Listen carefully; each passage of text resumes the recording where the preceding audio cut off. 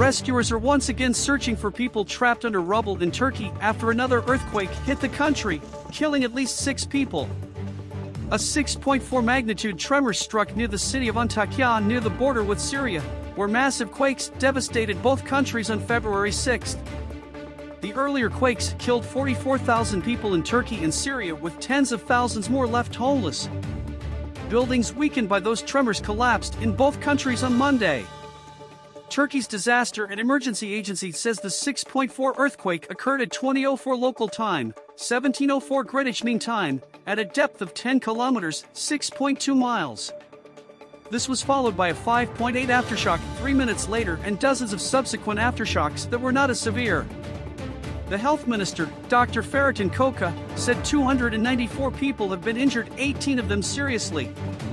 It's thought the death toll has been relatively low this time because the earthquake struck in an area that was largely empty after it was badly hit by the February 6 quake. Reports from the city of Antakya spoke of fear and panic in the streets as ambulances and rescue crews tried to reach the worst affected areas where the walls of badly damaged buildings had collapsed. "I thought the earth was going to split open under my feet," local resident Muna Al-Omar told Reuters news agency, crying as she held her 7-year-old son. She had been in a tent in a park in the city center when the new earthquakes hit.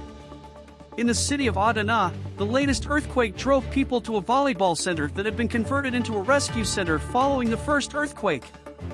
The authorities have told the BBC they believe as many as 600 people may have arrived overnight seeking a sturdy, ground-level building in which to take shelter.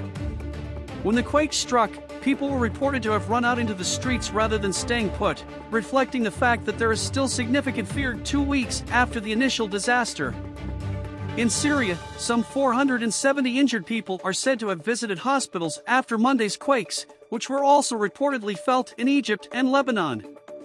In a visit to Turkey on Monday, U.S. Secretary of State Antony Blinken announced $100 million, £83 million, in humanitarian aid, saying that America would help with earthquake recovery for as long as it takes. It is one of several countries to have offered their help in the wake of the first earthquake. Rescue operations have recently been wound down in all but 2 areas, with hopes of finding people alive fading fast.